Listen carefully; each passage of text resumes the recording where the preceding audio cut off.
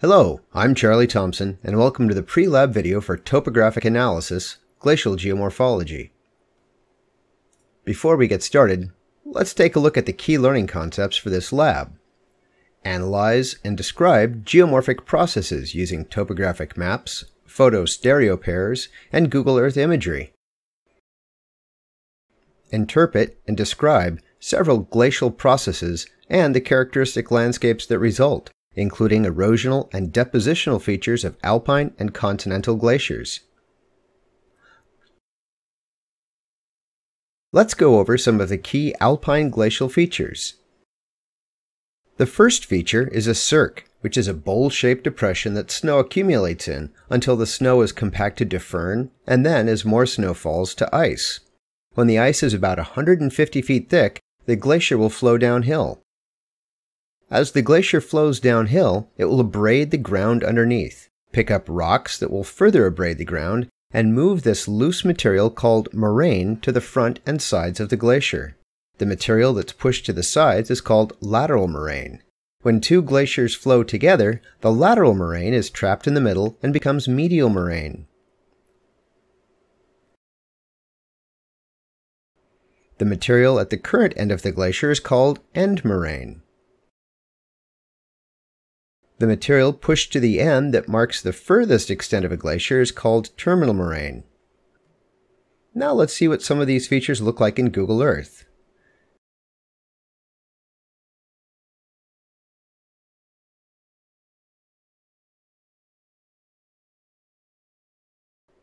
This region is the Evolution Valley in the Sierra Nevadas of California.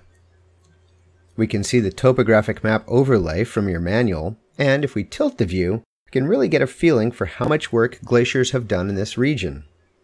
The steep slopes and basins with lakes have been sculpted by moving rivers of ice.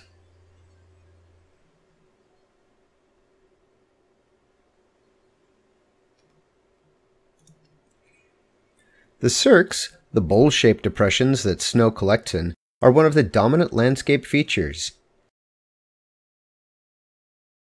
This cirque looks like it was once completely filled in with snow and ice, and then later was home to 3 smaller glaciers.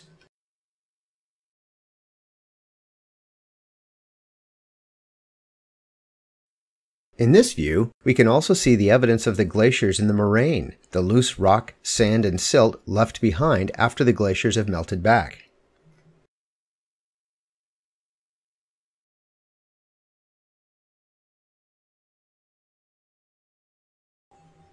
In this view, we can also see an arête, the steep ridge formed when 2 glaciers carve out adjoining slopes, and also, in yellow, a col, a low pass across an arête.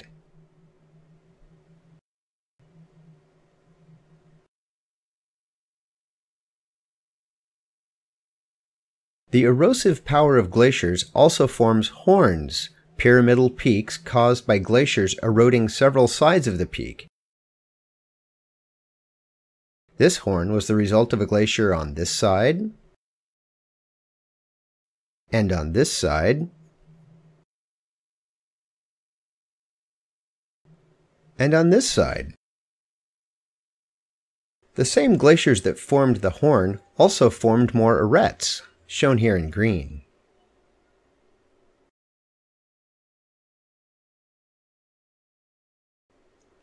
A series of lakes flowing through a post-glacial valley are called paternoster lakes, and we can see a string of them here.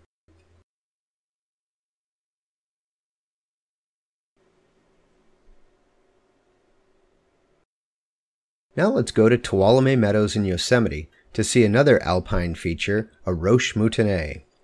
This is Lembert Dome, and it was formed by a glacier flowing in the direction of the arrow. The upstream side was abraded, while the downstream side is blunt as a result of glacial plucking.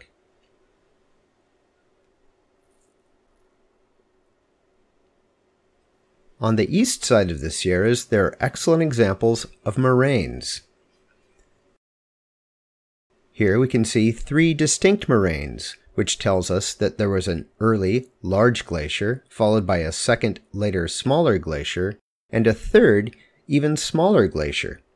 If the last glacier had been bigger than the previous glaciers, it would have destroyed the evidence of past smaller glaciers as it flowed down the valley.